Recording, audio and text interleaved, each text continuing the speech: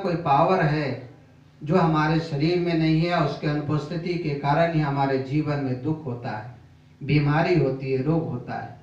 तो ये हमें सिद्ध बताता है कि निश्चित रूप से परमात्मा हमारे अंदर में नहीं है, वो बाहर में है, जिसको हम पुकारते हैं यत्र तत्र सर्वत्र, उनको ढूंढते हैं, हमसे मिलने के लिए जग तप आदि करते हैं।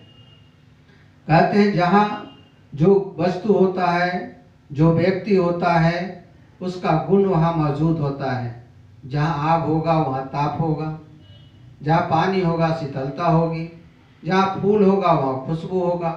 उसी प्रकार परमात्मा अगर सभी के अंदर है, वो सुख का सागर है, शांति का सागर है, प्रेम का सागर है, ज्ञान का सागर है, तो हर मनुष्य जीव जंतु से सुख शांति प्रेम ज्ञान गुण शक्तियाँ निकलनी चाहिए था। कोई किसी को दुख नहीं देता, कोई किसी को परेशान नहीं करता, कोई किसी को कष्ट नहीं देता, कोई भयभीत नहीं होता। आज एक व्यक्ति दूसरे व्यक्ति के साथ दुर्व्यवहार करता है, क्या एक परमात्मा दूसरे परमात्मा के साथ दुर्व्यवहार करता है? क्या एक परमात्मा कमजोर है, एक परमात्मा बलवान है?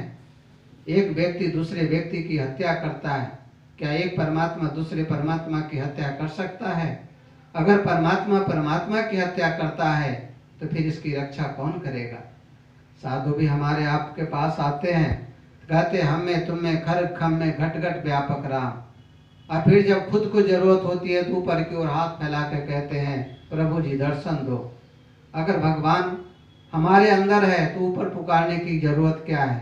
ऊपर कौन सा भगवान है, कौन सा पावर है जिनको हम पुकारते हैं दुख हरने के लिए, दर्शन देने के लिए?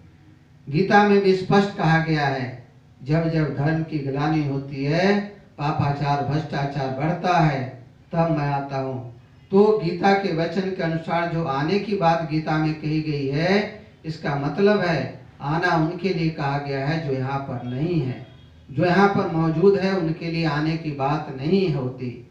तो निश्चित रूप से जैसा कि गीता में कहा गया है, मैं धर्म ग्लानि के समय आता हूँ, अधर्म का विनाश सद्धर्म की स्थापना करने के लिए, तो उनका निवास स्थान कहीं और होगा। जिसके लिए कहते हैं ऊंचा तेरा नाम, ऊंचा तेरा धाम, ऊंचा तेरा काम। तो परमात्मा ऊंचे ते ऊंचा है, ऊंचे ते ऊंचे धाम में रहता है।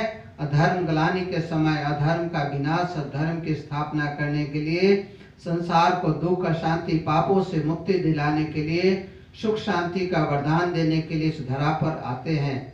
ये ऋषि मुनि ने इस बात भावना से कह दिया कि सभी में है, ताकि हम जीवों की सेवा करें, जीवों को कष्ट नहीं दे, जीवों पर दया करें, उसकी पूजा करें, उनको सहयोग करें। लेकिन हम उनको सहयोग करने के बदले उनके प्रति हिंसा की भावना रखने लगे।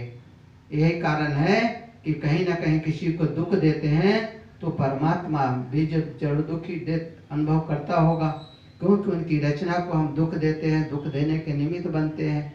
तो ऐसी स्थिति में हम कभी भी सुखी नहीं हो सकते हैं।